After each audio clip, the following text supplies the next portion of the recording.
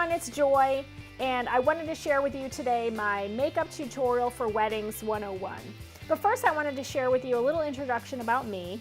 I have been working in the makeup and wedding industry for a long time, but first with pageant ladies. I have worked on many sets. I have won Best Makeup Artist by Richmond Magazine.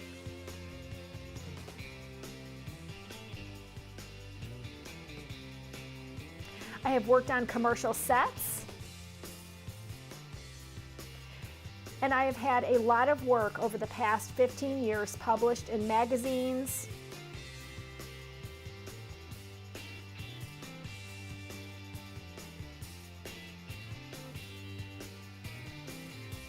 and have worked with some of the greatest pageant ladies of all time. I am excited to showcase a few tips and hints today on wedding makeup.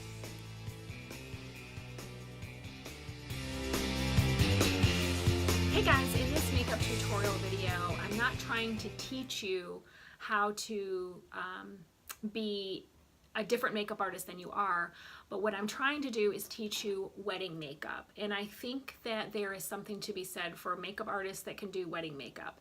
It's supposed to be light, not overly done, but you have to use makeup. They want you to contour, they want you to highlight. You need to have more liner, less liner. I think being a wedding makeup artist is one of the hardest makeup artists that you can be.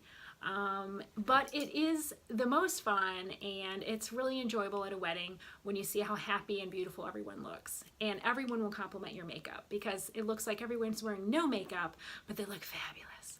So welcome to my tutorial of wedding makeup. Over the past 9 years, I have learned a few things, and I wanted to pass on these tips all at once. You go ahead and be you, but I just wanted to ensure that we're all on the same page using good products, and also just give you a few hints and tips that might help you out along the way. Let's begin. Okay, so the first thing that I like to do with the eyes is I really like to take a flesh toned, my favorite is MAC, it's called Painterly, and I have a couple different MAC paint pots in different colors based on skin tone, but generally if I'm working with Caucasian skin, I use Painterly, and I like to get the lid, go ahead and close, completely just kind of fleshed out. This is not Painterly, so it's a little bit orange, but I just ordered some MAC Painterly and it should be in, but I just for video purposes wanted to use this. So I take this and I also use it as a primer. I run it all over the lid, and I think it just really helps get rid of any veins, any skin problems. It is a cream. You can also run it right under the eyebrow to kind of just get it a nice clean line under the brow to begin with. And I just pat it into the skin. For this video, I'm going to use the Lorac palette. You can borrow this from the studio on Unzipped, and it's got a lot of beautiful bridal colors. The one color I like to put as a base is definitely our color that's going to be shimmery, or if you're I wouldn't use glitter in wedding makeup, but your shimmer is going to be your base. I like to keep the shimmer low under the brow bone, but I'm going to go ahead and choose a nice light color for her. We'll use a shimmery, let's go ahead and we'll go with this one here. Again, a cream or a nice light pink shimmer is going to look, I think, the best. I'm going to go ahead and push that into the Painterly. I do tend to get a little bit sloppy sometimes with my base and come on over here to the corner of the eye, because it helps me kind of kill two birds with one stone, if you hate that expression, but it helps me highlight that inner corner. I don't have to go back and do it later. I'm always pulling everything out and up. I don't mind getting sloppy with my makeup, because later I'm going to take a clean towel and run that up through. So I say you can get a little bit sloppy with it if you need to. Okay. The next thing I'm going to do is I'm going to take this same flat brush. I love this brush. I think your brushes can make or break your product as well. And I'm going to kind of dip into one of these colors here. If you feel like your color is too dark, you're just going to go ahead and buff it off. You all are makeup artists. You know how this works. I'm going to go ahead and I'm going to use this Unspoken in here. And then I'm going to take some on my brush. I'm going to buff it down because it's a little dark. I'm going to come right into her crease here, and this is what we call Big Mountain at the studio. So I'm going to start creating a big mountain, which is just that V. Again, bringing it out because I'm going to bring it up later.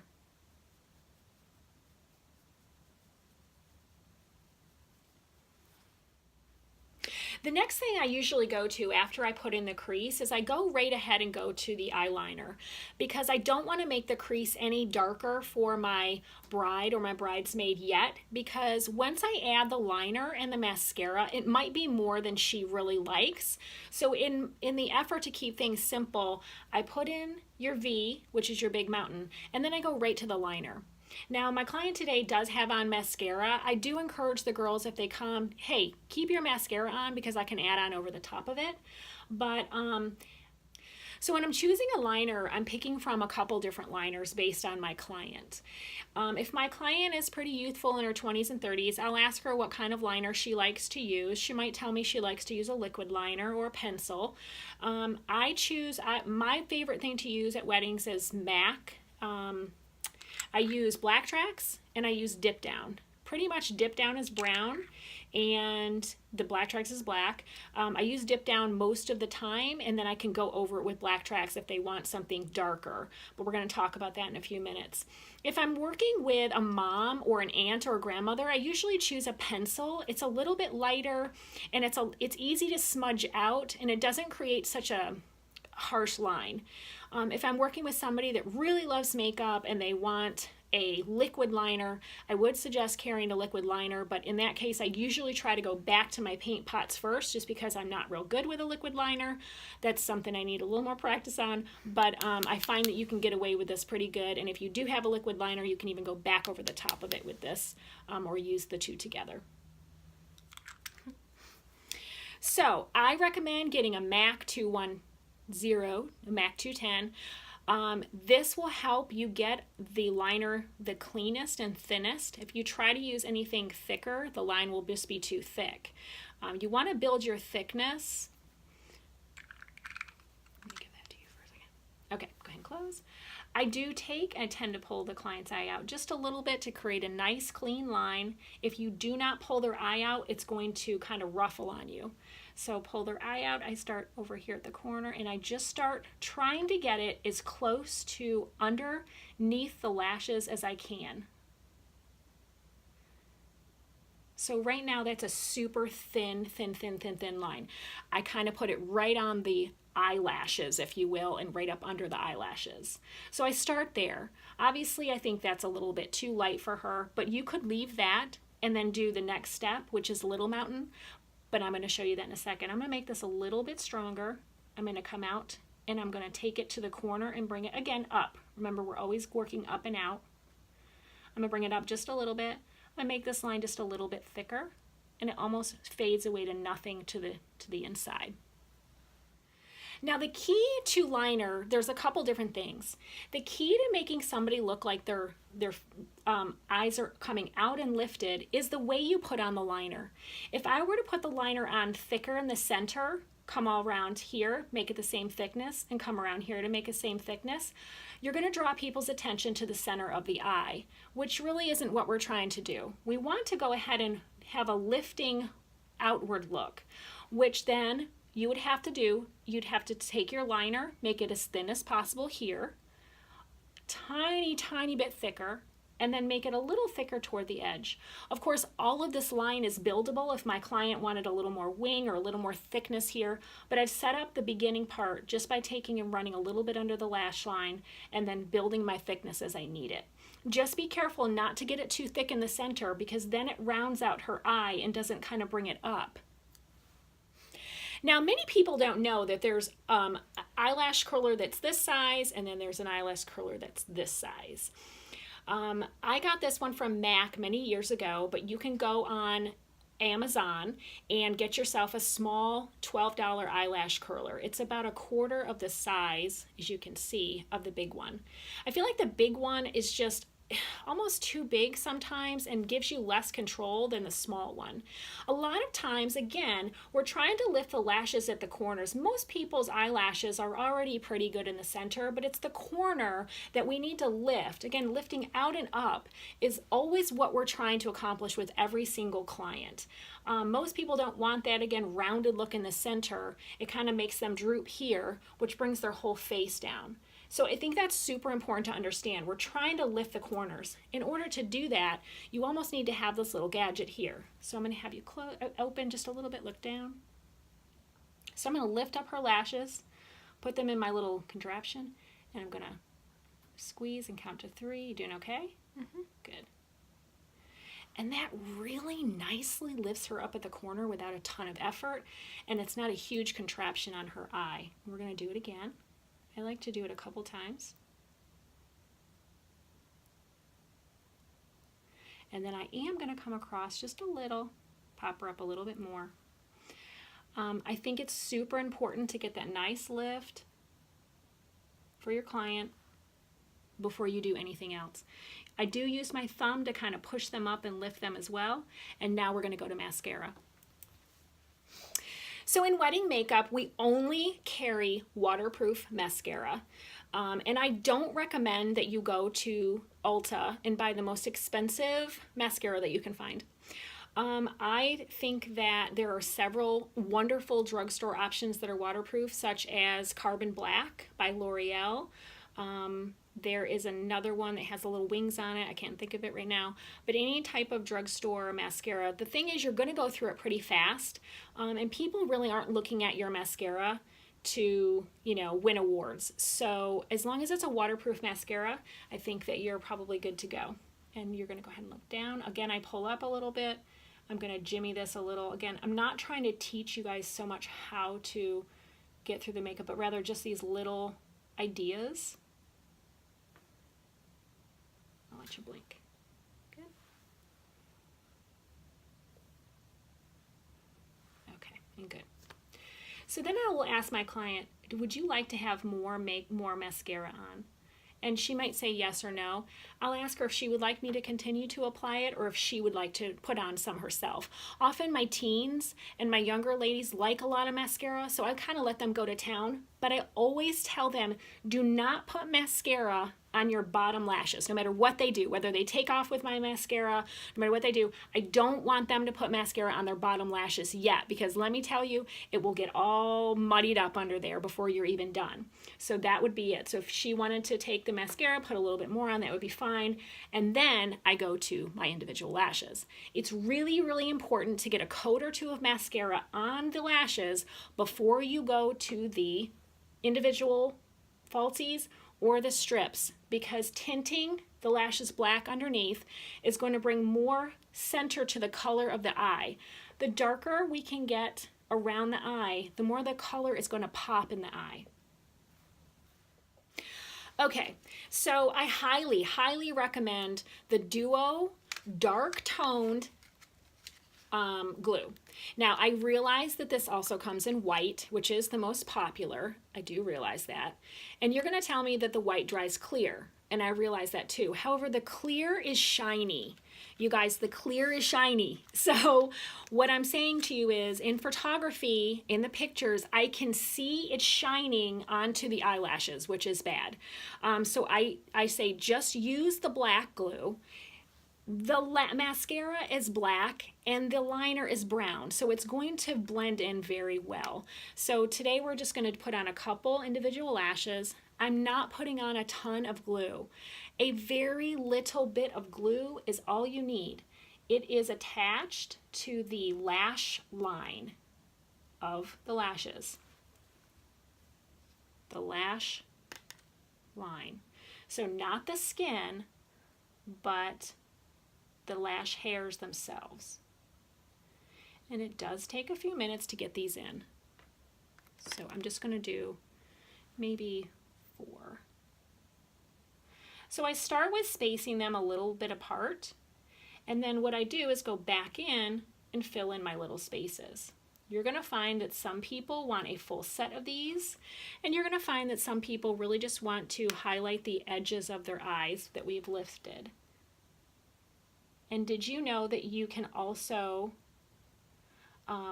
pile these together? So let's say you're working with somebody that was high fashion, probably not in the wedding, probably not getting married, but what you can do is you can use a strip lash.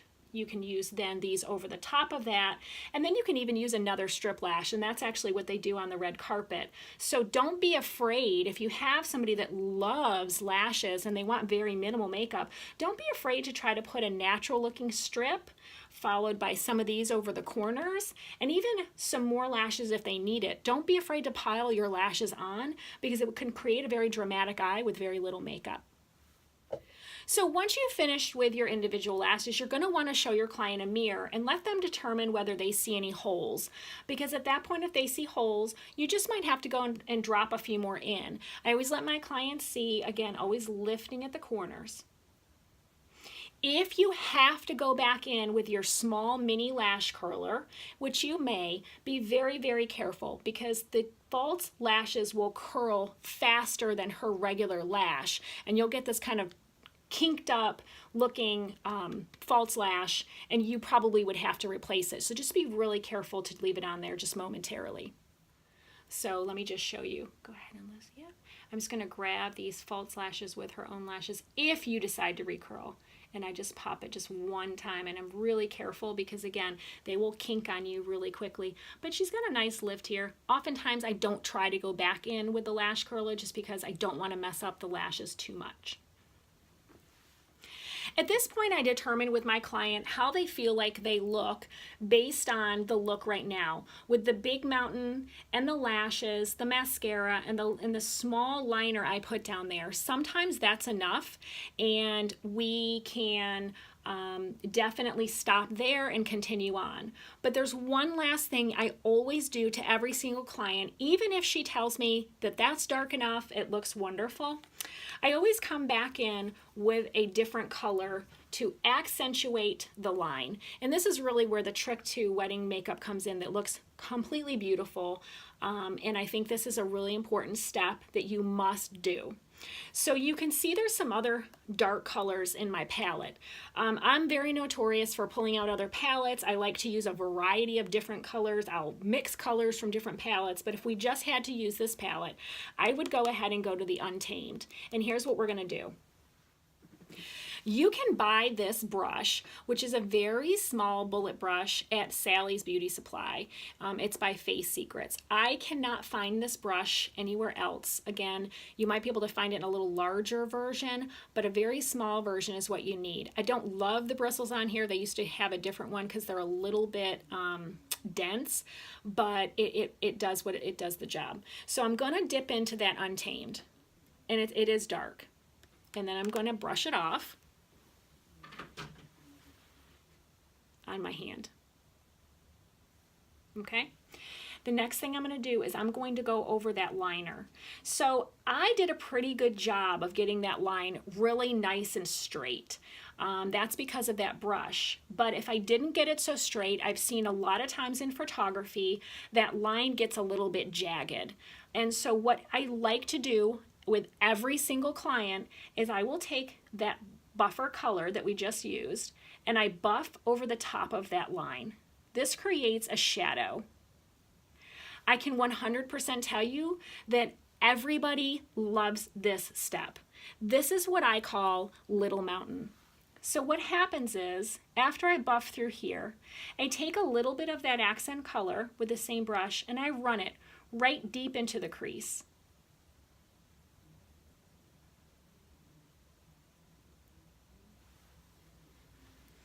This creates a contour of itself where they have a beautiful little mountain inside of that big mountain. This is where, if a client thought they were too light before, you can absolutely use Little Mountain to bring up that color. If my client still felt like they were too light and not dark enough, I'm going to go back to that original brush, still working with that darker color, the Little Mountain color. Go ahead and close. And I'm going to just really point that into that crease. I'm not going over Big Mountain. I'm actually going into the middle of it, which is why this is Little Mountain. Again, I'm not worried about this corner here. We're going to clean that up. And now you can see she's got a nice shadowing down through her eye. There's no stop or start points. It looks beautiful. It's all blended well together. I can come up here. I can blend this down and in a little bit if I wanted to. Okay, at this point, what I like to do with every client is I like to go in, there isn't a cream in this palette that I'm really loving, but I would probably get into another palette, or you could even use at this point, I'll show you, I got some, okay, so I picked up this pigment. MAC makes these pigments, and you know, a bunch of people make these pigments. I have not got into using these yet, but if you want to shake a little bit on your hand here, they come out pretty slow. You can shake some on there, and then you can pick some up with your finger or your concealer brush. And then what I like to do is I like to go right back into the center of the eye and push just a little bit of that lighter color. Again, a highlighter, just something lighter. If I'm going to use my finger, I might come back into this really glossy color here, and then just push some right into the center. What I think that that does is it adds like a candlelight shimmer to right to the center of the eye. People really love that. Again, we're talking bridal makeup, so anywhere you can add a little highlight that's going to shimmer beautifully in the light or on camera is going to be amazing. After I add my gleam into the center, I like to go back and highlight under the eyebrows again. Now, Painterly is still up there, but I got this crayon. It's kind of an ivory color. Again, you could get into your palette and do a powder. I don't feel like the powder stands out enough, but you could do that. But whatever you use, I like to use a matte color. So I don't like to use a highlighter up under the eyebrows, because what happens in flash photography is it pops and causes a brightness here that I don't want to create. So I do tend to put a flat color in here, right under the brows, and then I kind of blend it out. Again, this is an ivory color, and I had a little bit of highlighter on my finger, so be careful, because that just went up under her brow, which I do not want it there. So putting that flat under highlight in there, it gives me a flat color, but it's a cream. So there is no highlight in that color.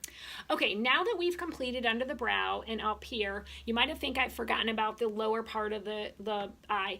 Oftentimes I will ask my client after they've looked in a mirror, how do they like that? And do they wear liner underneath their eye? Some people do not, and you would stop there and go to the rest of the part. If they do, what I like to do is tell people, look, I'm going to go ahead and use a pencil, and I'm going to go ahead and accent with that Little Mountain. I think it's really important to put something under the eye rather than nothing. And oftentimes I'll tell my clients, I don't want it to look like I forgot you under your eye. So if they don't want anything, what I will do is I will continue my Little Mountain under the eye, just on the corner. So I have a little bit of color still on that brush, and that's about all I'll do. It's giving her a shadow under her eye. Now, if I have a client that wants a little bit more, which you may, I usually use a brown pencil liner. I do not go back to the paint pot. I personally believe it's too harsh of a line for under the eye. If you go back to the paint pot, it's really hard to buff it down. Again, some people really like a heavy liner under the eye, but most of my clients, I can accomplish what I want with just going under the eye with a pencil. Now this one's black. Go ahead and look up. This one is black. I probably would use brown first. If the client didn't think that was enough, I would go to black, and I go ahead and connect my Little Mountain line with the under eye line. And you can see I'm putting it up right along her lash hairs. Really important to get it up high. Once I get that pencil in there, I will go again back to my Little Mountain brush that probably still has a little mountain on it. If it doesn't, I kind of come back and dip in again, and I go ahead and look up, and I just buff that out.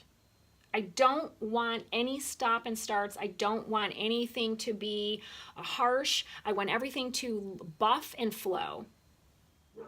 So at this point is where we put on the lower mascara.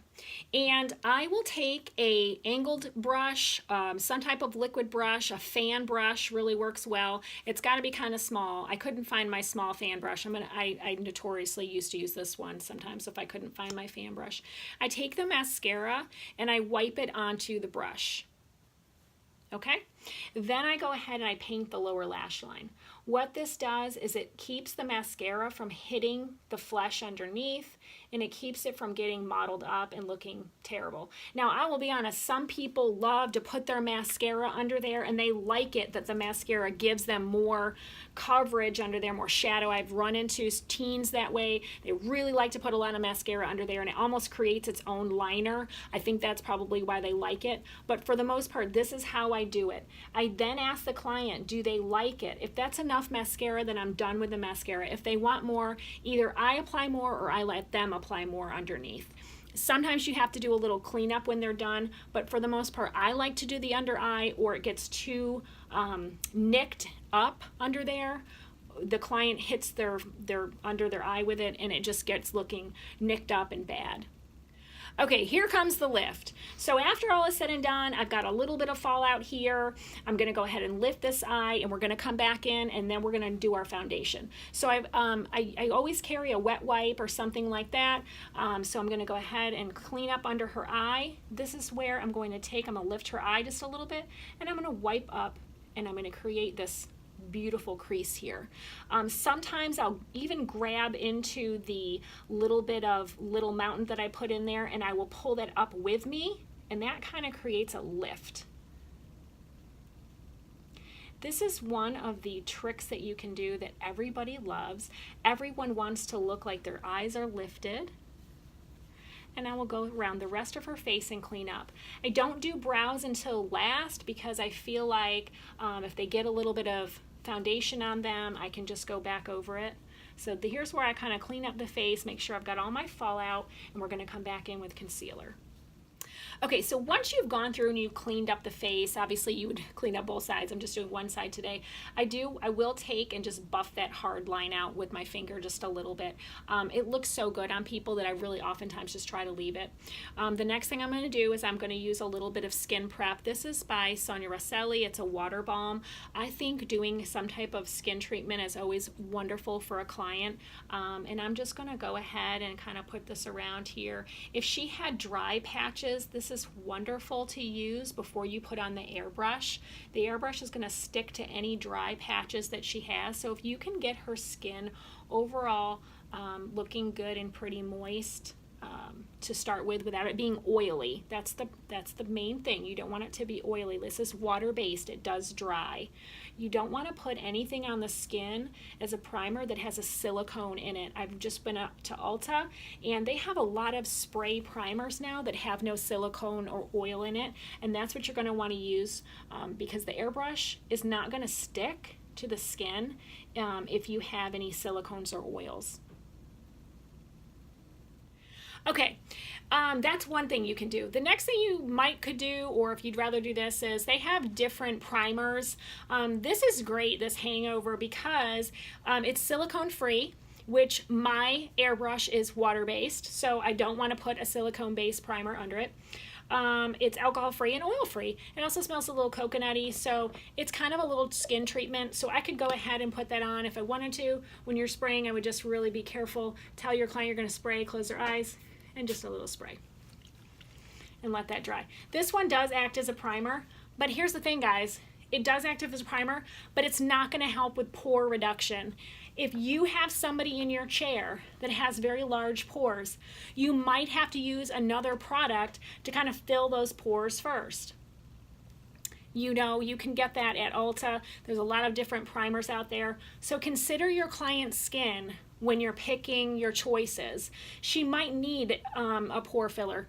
This particular client has perfect skin, so we're lucky today, but and we can go ahead and just start spraying. But if she did have large pores, or if she had super oily skin, again, I want to consider if she has a ton of oil in her skin, maybe I'm looking for a primer that's very drying, that's pore filling, and that way when my airbrush goes on, I have almost a barrier there that's going to hold her oil back. Because it's a water-based airbrush, it's not super strong, it's going to hold back a little oil, but not a ton. So you really have to think about all these things when you're looking at their skin and figuring out what you're going to do. You are trying to get this makeup to last for 14 hours. That is all that matters, is stay-proof, waterproof makeup.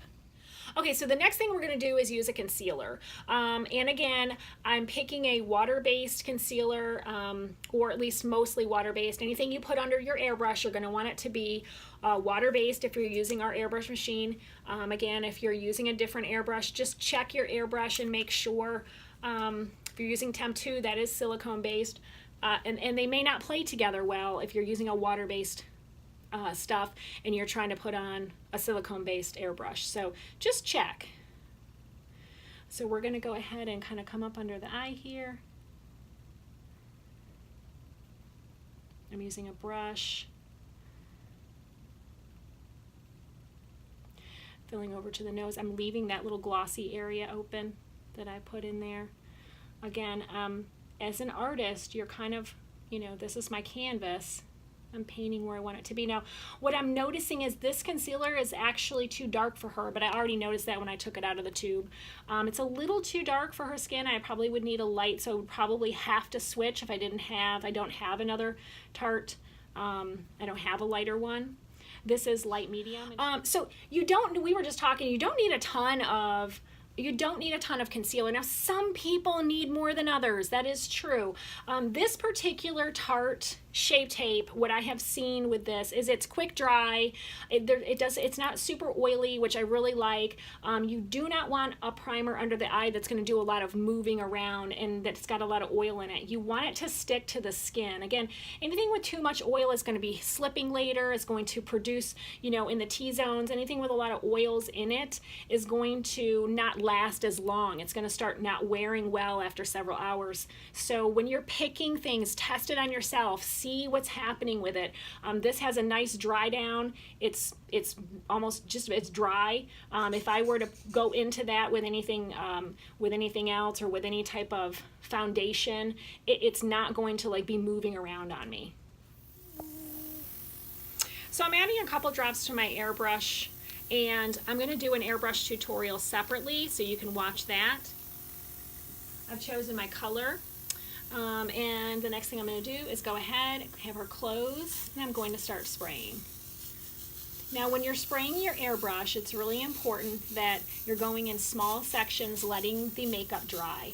If you can think of airbrush like paint, it needs to go on in really thin layers to dry properly. When I'm not pulling back the gun portion, there's air still coming out of the front that actually can help dry.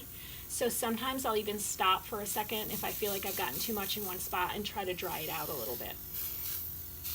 And I think you're a little ticklish. So with the airbrush, what I'm trying to do is I'm trying to hone in on areas of her skin that are red a little bit first and hitting that just a little bit, and then coming back and kind of layering over the top of it. And as you can see, I'm kind of layering it in. I stopped here with her concealer. Again, the concealer was off color a little bit. I would have used a shade lighter, so I can definitely see it.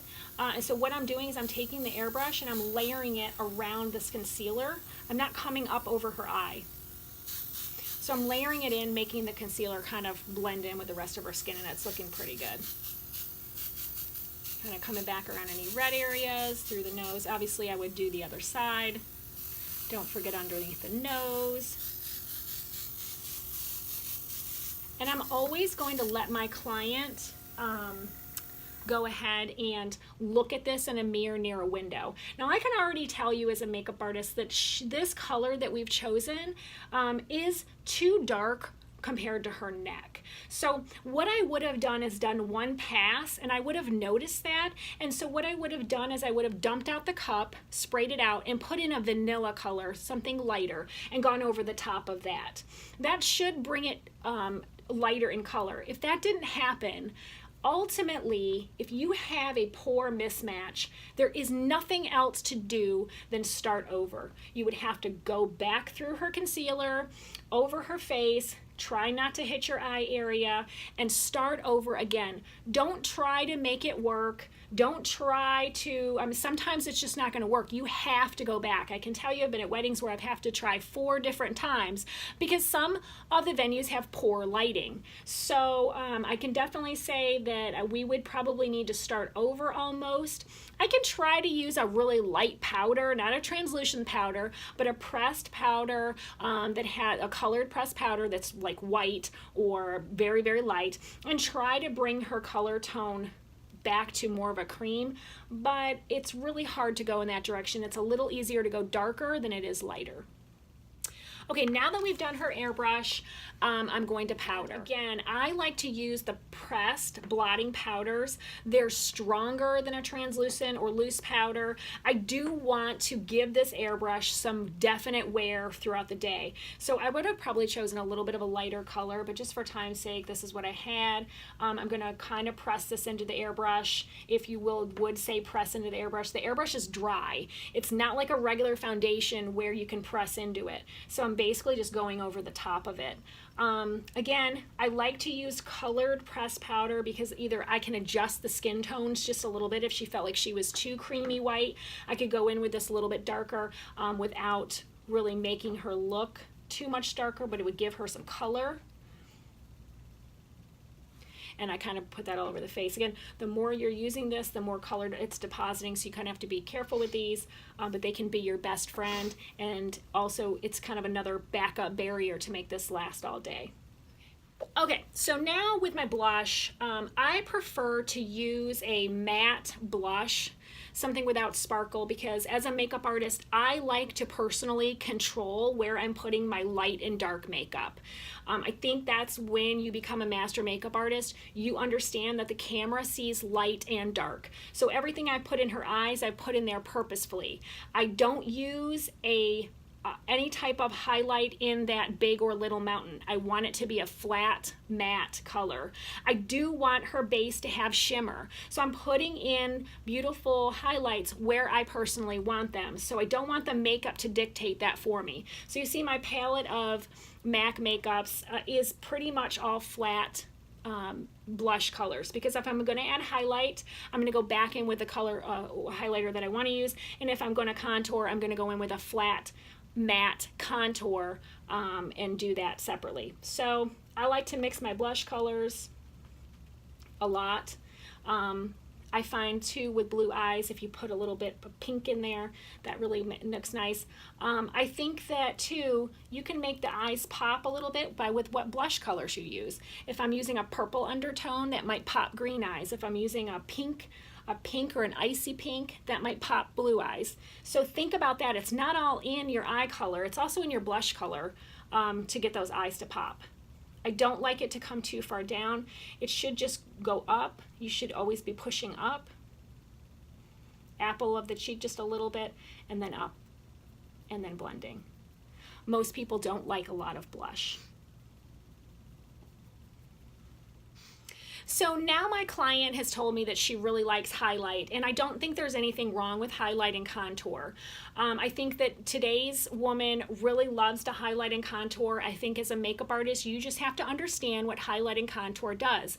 You can really shape your face with contouring, but if you use a lot of contour in the natural light, it can start to look a little bit dirty. So what I like to do is lightly do some contour highlight. Of course, the client always dictates what you're going to do. If she loves contour and she's used to wearing a ton of contour, let her wear her contour. She might have to help you along with putting her contour in if she really likes it heavy and you're not used to doing it so heavy.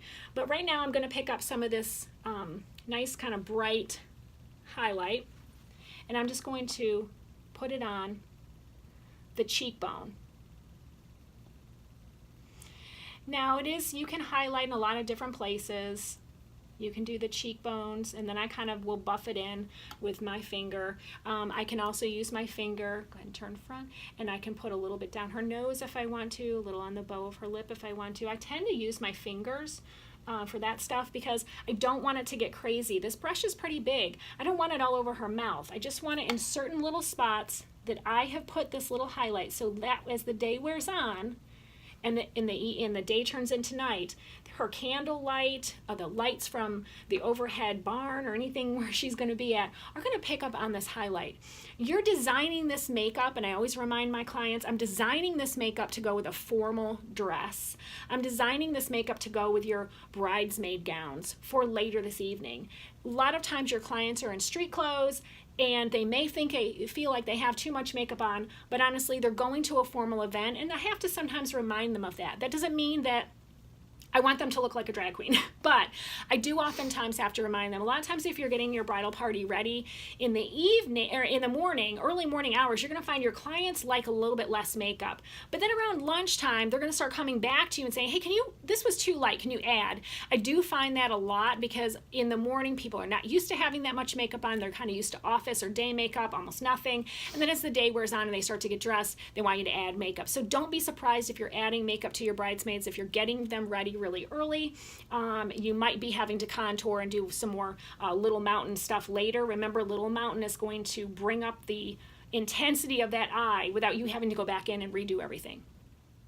Okay, so I've added light to the face in places that I would like to have it, where I want it to pop later, where I want people to look, where I want her to look beautiful and shine. And now I'm going to go ahead and contour in places that I want to recede. So I want to go ahead and sculpt her face. This is where your sculpting kind of comes in. And you, again, don't need a ton of it, but a lot of people expect it. So, you know, just your general sculpting is going to come under that cheekbone, and then I'm going to blend it. Most people are happy to stop pretty much there. This is a pretty strong color. Probably would have picked something a little bit lighter for her. Sometimes I'm going to punch this off a lot, and then you can come up, you know, you can sculpt up here. You're going to find people love to put their contour all over their face, you know, alongside their nose. I don't tend to go alongside the nose at all, but if you have a client that loves to do that, you're going to have to just question them as to where they put their contour, or, you know, just do a little bit along the cheekbones, under the cheekbones, and call it a day. You know, you can come down through here a little bit to sculpt her face, but ultimately, I just feel like it's getting the makeup a little bit muddier. But if your client wants it, don't hesitate to put it in there. Just know how to do contouring, know how to do light contouring. If they want it heavier, you can come back and do it heavier. Okay, so now we're on to brows. Finally, I like to do brows last. I find that most people in my weddings don't really do a lot of brow. Some people do. I feel like it's either a do or a don't. So I just got this brow power. It's an IT. I just got it. It was free, actually, with my purchase. And so I'm just going to go ahead and put a little bit of brow in here. So I tend to use a powder. I also ask my client before I start doing their brows if they normally do anything with their brows. If they tell you they don't, be very, very careful as to putting too much in, because they'll start to feel like they look like Groucho Marx really quickly. If you get too much in there, like she might think, oh, that's just way too much, just go ahead and take a Q-tip and get it out. If they're still complaining about it, go ahead and just take a little bit of your makeup wipe, put it on a Q-tip, and kind of go over it. Get it out. If they want more, sometimes I will give them the pencil. Your people that love their brows done might want to do it themselves. So I don't hesitate to let them have the pencil, and that includes any part of my makeup. If they feel like I'm not getting it, I'm always offering them my help, but I'm also offering them my tools. You're there to help. You are the passenger, not the driver.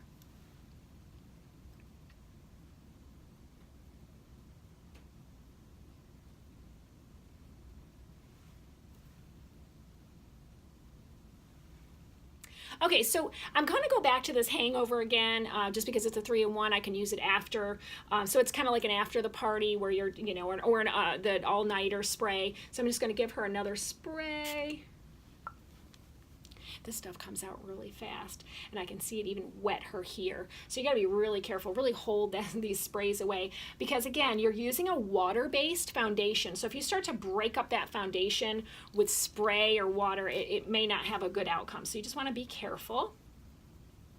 Kind of letting that dry. I didn't do anything to my foundation. Everything still looks beautiful. She's still got her highlighter. She loves it. And we're going to go to lips.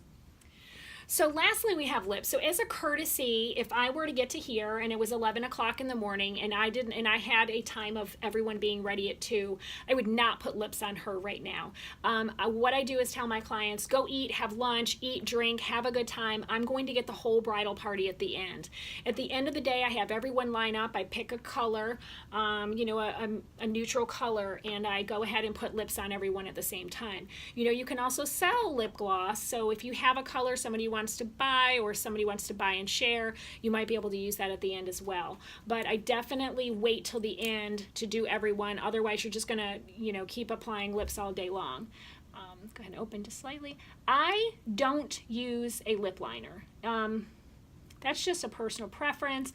This age group, the younger age groups don't really use a lip liner, so they tend to not like it. But you know, I don't find at weddings I need to overdraw lips like I do in pageantry.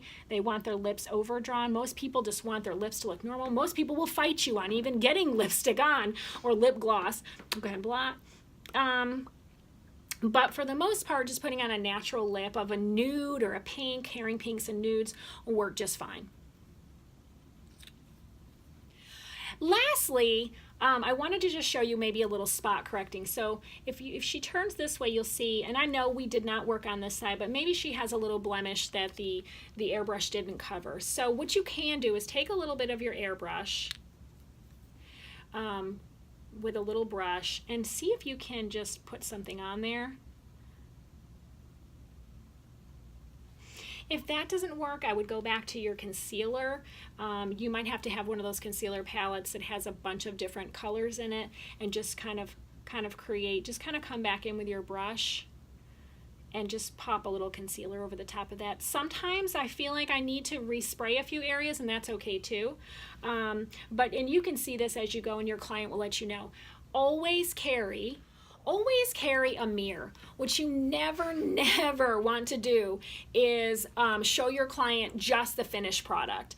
You always want to be walking her back and forth, showing her how her face is looking at every step of the way. Because if you don't, you might have a client that thinks this is way too much makeup and how could you ever do that to her. So you're definitely going to want to make sure before you go forward with anything, the contouring, the blush, anything, make sure that she approves of her airbrush color, because you'll end up having to take a lot of makeup off. If she gets to the end and she's like, this does not match, you're going to have a little bit of a hard time after you've done all this work.